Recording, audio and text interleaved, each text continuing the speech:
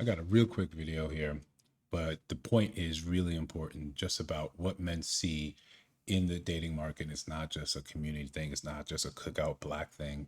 This is what men are seeing across the board with dating from people that we would look and consider professional down to not so professional.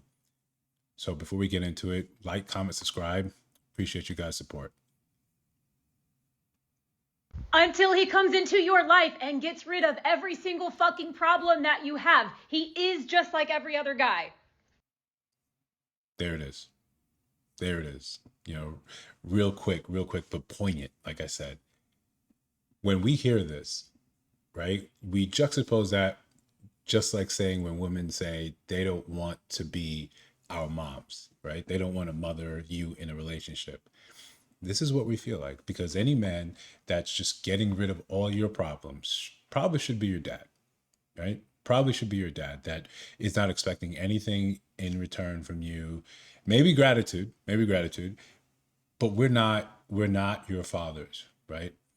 And in terms of just talking about provision, that's something that I can show you, right, early on, but I'm not here to remove the problems that you've incurred in life. You're not a child. You have to take accountability for the things that you've done, for any type of mistakes that you made or choices that you made. What do I get in return from eliminating you from those responsibilities? I'm open to hearing from that in the comments. If I really just met you and we've been dating for 3 months, at what point do you have an expectation that I should now start eliminating tangible problems from your life? As if that was my only purpose when I first got a job. I, have to be responsible for my own life. I have to be frugal. I have to make sure I'm living beneath my means just so I have an excess amount of money to eliminate your just as big issues, say student loans, say credit card debt, which is sort of just rampaging throughout the United States. I potentially have to get rid of those problems for you: rent, car note, insurance, before we get into those things that we consider upkeep for you: nails, hair, makeup, spa treatments. At what point are we going to look at men and say, I understand that you too have a life. You have dreams and aspirations, things that you want to accomplish. Now, the important thing about her message of what she's saying, it highlights, it should, and I hope it start to highlight why a lot of men are really checked out. And not just men that don't have it, that don't have the ability to do all these things. Men from top and bottom say it's not worth, the juice isn't worth the squeeze. So if we wonder why men aren't approaching, well, we hear a lot of messaging like this. And of course, I know it's not all. The problem with that is we don't hear the counter messaging. Society isn't going and putting women like this in the forefront and saying, you shouldn't really be thinking like that. A man should be an asset to you, absolutely, but not Santa Claus. He isn't there to remove accountability and responsibility from you.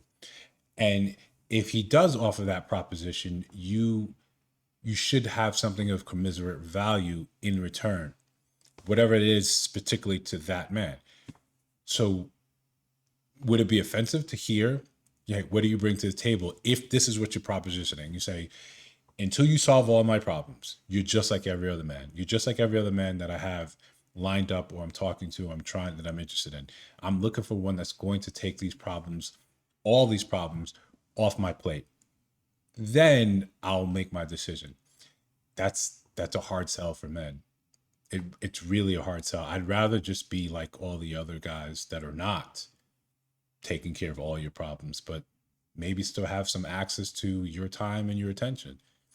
It's just economically, it's hard for that to make sense when we're all living under the very same economic umbrella in the United States or wherever you are.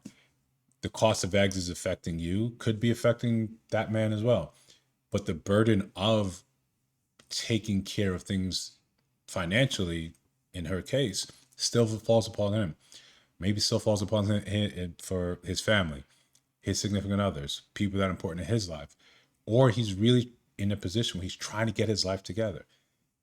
We have to be more than problem solvers, more than just your wallets. Otherwise, the divide will only keep growing, and it'll unfortunately take time. I think time is the ultimate arbiter, the ultimate teacher. And by the time we start to realize that these ideas and ideations aren't helpful, it may be too late for a lot of us. Let me know what you think down in the comments below. Again, like, comment, subscribe. New channel, trying to push.